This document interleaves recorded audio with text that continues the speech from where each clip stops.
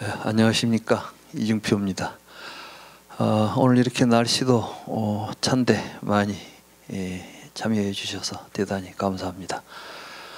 제가 이야기할 주제는 니까야의 핵심을 읽다. 앞에 이제 두 분 선생님께서 니까야가 어떤 경전인지 또 어떤 대접을 받아왔는지 이런 이야기들을 좀 했습니다. 이제 그 주제가 되는 니까야는 도대체 어떤 내용을 담고 있는 것인지를 중심으로 해서 이야기를 진행하도록 하겠습니다. 특히 이번 아부다비 퀘스천 이 행사가 제가 그동안 이제 해왔던 니까야 정선 니까야 번역 작업이 끝났고 또 제가 이 정선 니까야를 번역하게 된 것이 그냥 경전을 번역하자는 의도에서 한 게 아니라 부처님 경전이 우리들이 읽을 수 있는 경전이 있어야 되겠다. 번역을 해봐도 읽을 수도 없고 또 읽어봐야 무슨 말인지도 모르는 경전은 번역하면 무슨 의미가 있을 것인가. 우리가 실제로 내 곁에 두고 내가 필요할 때 언제든지 쉽게 볼 수 있는 체제로 불경을 만들어야 되겠다. 우리 불교가 지금까지 갖고 있는 가장 큰 문제는 가장 많은 경전이 있음에도 불구하고 읽을 수 있는 경전이 거의 없다는 데 있었지 않았는가. 저는 이제 그러한 문제의식을 가지고 제가 대학에 있는 동안에 이런 번역 작업을 해가지고 나와야 되겠다 이런 생각을 했었는데 게을러 가지고 대학에 있는 동안 다 못해서 정년하고 나서 작년에 제가 이제 생각했던 니까야의 그 중요한 경전들을 뽑아서 번역한 정선 니까야 번역이 끝났습니다. 특히 이제 불광 출판사에서 제 책을 전속으로 출판하기로 해서 저는 별 어려움 없이 원고만 주면 책을 잘 만들어 줘서 여러분들이 쉽게 볼 수 있는 책으로 나왔습니다. 이제 저는 이걸 한 권으로 엮어서 이제 분량으로 보니까 성경 신구약을 합쳐놓은 정도 분량이 되겠더라고요. 이 정도의 분량을 가지고 불경을 만들게 되면 이제 불교 운동의 새로운 그 전기가 마련될 것이라고 저는 생각을 했습니다. 저는 우리 시대 이제 21세기 불교의 화두는 불상에서 불경으로의 패러다임의 전환이라고 봅니다. 사실 부처님은 불상을 만들려고 한 적도 없었고 자기 자신을 우상화하려고 하는 생각이 전혀 없었습니다. 파리 니빤나 숫다 부처님께서 열반하신 그 사연을 기록한 경전이죠. 디가니까야에 나오는 경인데 여기에 보면 아난다 존자가 부처님에게 부처님이 이제 곧 열반하시려고 하니까 돌아가시게 됐잖아요. 그러니까 이제 굉장히 불안해합니다. 그래가지고 병이 들었다가 병에서 이제 회복이 되니까 얼마나 반가웠겠어요. 저렇게 그냥 돌아가실 줄 알았다가 다시 건강을 되찾았으니까. 그래서 안심해가지고 저는 부처님께서 뭐 우리에게 뭐 남길 말씀도 남기지 않고 돌아가실 줄 알고 굉장히 걱정을 했습니다. 이렇게 말하니까 부처님이 깜짝 놀랍니다. 아니 내가 할 말이 뭐가 더 있다고 나한테 무슨 말을 기대하느냐는 거예요. 나는 이미 다 이야기했다. 내가 하고 싶은 이야기는 다 했으니까 이제 너희들이 할 일은 무엇이냐. 너 자신에게 의지하고 가야 된다. 그리고 나서 내 가르침에 의지하고 가면 되는 것이지 뭘 다른 데 의지하려고 하느냐. 이제 이 이야기를 합니다.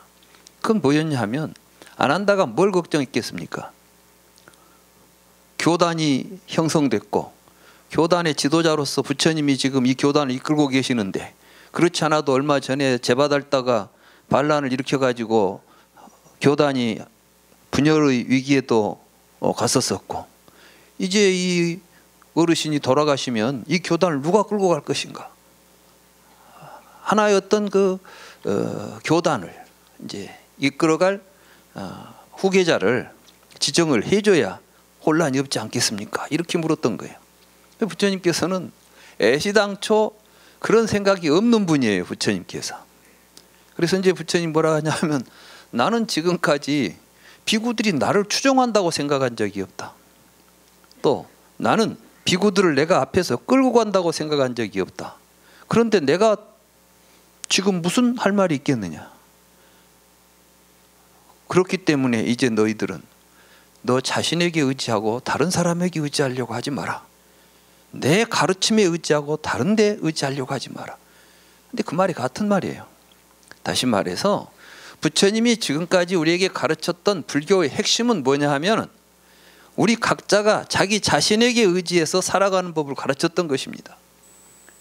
그렇기 때문에 너 자신에게 의지하라는 가르침이 나의 가르침이고, 그러니 우리는 각자 자기 자신에게 의지해서 살아가는 법을 가르쳐 줬으면 이제 각자 그 가르침을 따라서 공부하고 실천하고 살아가면 될 일이지, 왜 또 앞에 누구를 쫓아다니려고 하느냐. 사실은 불교는 목자의 종교가 아닙니다. 기독교에 보면 예수님이 항상 지팡이 들고 양떼를 몰고 다녀요. 그렇죠? 그럼 양떼는 지가 알아서 갈 수 있습니까? 목자가 없으면 어디로 갈 줄을 모르고 흩어지고 생존이 안 되는 존재들이죠. 그러니까 이제 목자가 지팡이를 들고 저리 멀리 가는 애들은 좀 때려가면서 앞으로 끌고 가야 됩니다. 그러니까 나를 따르라는 것이죠. 그런데 불교에서는 목자를 쓰는데 모구자라는 말을 쓰잖아요.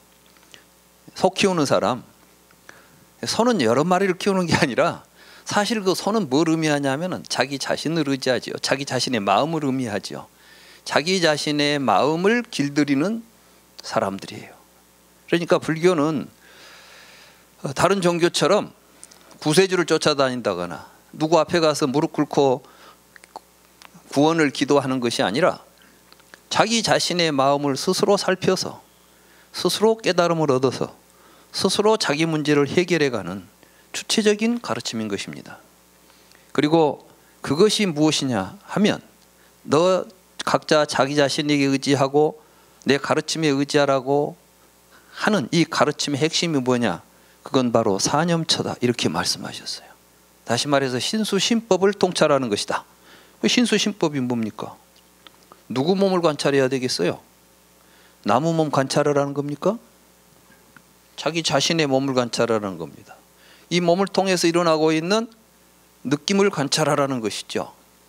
이 느낌을 통해서 전개되고 있는 자신의 마음을 통찰하라는 것입니다. 그리고 그러한 마음과 더불어서 대상화되고 있는 이 세계를 통찰해 보라는 것입니다. 이게 불교의 핵심이고 붓다의 가르침인 것입니다. 그런데 그러한 부처님의 가르침이 불상이 나와가지고 부처님에게 이제 기도하는 불교가 돼서는 안 되겠죠. 그래서 초기에는 이러한 부처님의 뜻을 잘 받들어서 초기 조형물 속에는 붓다가 등장하지 않습니다. 불상이. 그래서 이제 부처님은 두 발바닥 또는 보리수 또는 법륜. 그럼 뭐냐면 법륜은 부처님의 가르침이죠. 보리수는 부처님의 깨달음이지요. 발바닥은 부처님의 실천입니다. 행위라는 거예요.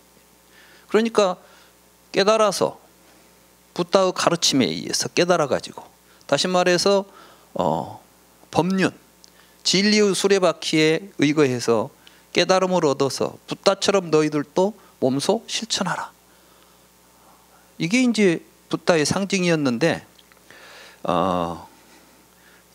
잘 아시다시피 이제 히랍과의 어떤 교류를 통해서 카니시카 왕조 때인가 불경이 이제 출현하기 시작합니다. 근데 사람들은 부처님의 이 가르침이 너무 심오하고 이해하기 어려웠기 때문에 불교를 믿고 신앙한다는 게 굉장히 신앙이 아니죠. 이건 신행한다는 것이 굉장히 어려웠을 것입니다.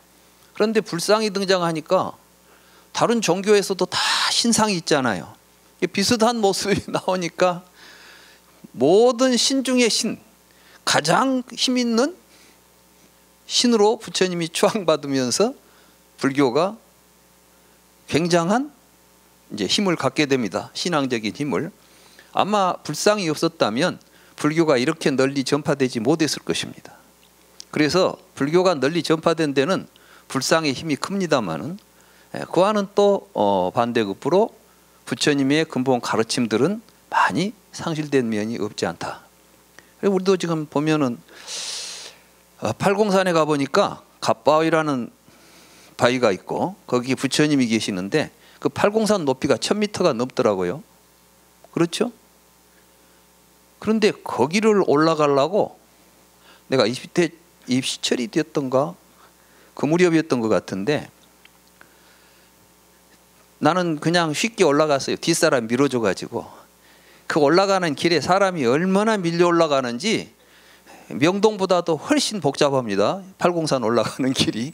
올라가서 보니까 또 거기에 사람들이 어마어마하게 모여가지고 절을 하고 있어서 근데 뭐하러 왔지? 돌 부처 하나. 그 부처가 소원은 하나씩 들어준대요. 몰라 들어주는지는. 근데 그 말 한마디 믿고 거기로 올라오고 있는 거예요. 근데 오늘 이 부처님의 가르침 핵심을 이야기한다는 데는 하나. 거기는 버스 타고 뭐 타고 기차 타고 해가지고 막 걸어서 몇 시간씩 해가지고 올라가서 절 한 번 하려고 올라가는데 부처님의 가르침에 의해서 나 자신에 의해서 살아가는 법을 이야기하는 자리에는 거의 관심이 없는 거예요. 이래가지고 불교가 되겠습니까? 근데 이제 그나마도 거기도 잘 안 올라간대요 이제. 그러니까 이제는 기도하는 사람도 줄어들고 있다는 거예요. 이제는 변해야 합니다. 그래서 저는 앞으로 우리 시대의 불교는 이제 불상불교에서 불경불교로 가야 되겠다.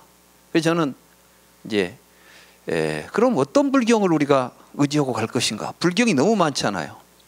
팔만대장경이라고 하는 말이 그게 이제 조금도 과장된 말이 아닙니다. 실제로 해인사에 있는 경판 수가 8만 장이 넘고 그 8만 장을 인쇄를 하면 16만 페이지가 넘는 경전입니다. 그걸 책으로 만들면 아마 도서관 하나는 꽉 채울 만큼 엄청난 불경을 그 어떻게 거기 그걸 보고 다니겠어요? 그래 이제 저는 부처님이 직접 설하신 불경 초기 경전인 니까야가 우리가 의지해야 될 불경이다라고 생각하고 있습니다. 이제 그런 그 맥락을 가지고 이야기를 진행하도록 하겠습니다. 니까야는 고타마 붓다의 원음을 모아서 전하는 초기 불경을 일컫는 말입니다. 니까야라는 말 자체가 산스크리트 빨리어인데 빨리어는 빨리어라는 말 자체가 언어적으로 좀 우리에게 익숙치 않은 말입니다. 왜냐하면 보통 언어는 이제 그 나라 국가나 또는 그 지역이나 민족을 의미하죠. 한국어 그럼 한국 사람들이 쓰는 말이지 않아요. 중국어 중국 사람이 쓰는 말이죠. 근데 니까야 그러면 니까야 사람들이 쓰나? 니까야는 말 자체가 뭘 모아놨다는 뜻이에요. 수집했다. 수집한다는 뜻이에요. 그런데 우리가 보통 빨리 니까야라 이렇게 부르죠. 빨리라는 나라가 있나? 빨리도 성전이라는 뜻이에요. 그러니까 이제 성스러운 경전이라는 뜻이죠. 근데 왜 그러면 빨리 니까야라는 말을 우리가 지금 쓰게 되는가? 이건 아쇼카 왕 때에 아쇼카 왕은 부처님이 인멸하신 지 300년쯤 돼서 인도를 통일한 왕입니다. 그리고 이제 부처님법을 온 세상에 폐해야 되겠다고 생각을 하고 그때 아들이 마힌다라고 하는 이제 이름을 가지고 출가해가지고 스리랑카로 3장을 가지고 갔다고 합니다. 그러니까 이 3장이라는 게 경률론 3장이죠. 이때 이 경률론 3장은 상좌부의 경률론 3장입니다. 그러면 이제 아마 남쪽으로 내려갔으니까 남쪽 지방에서 남쪽에 가까운 지방에 있는 하나의 상좌부 계통의 경전이 내려갔겠죠.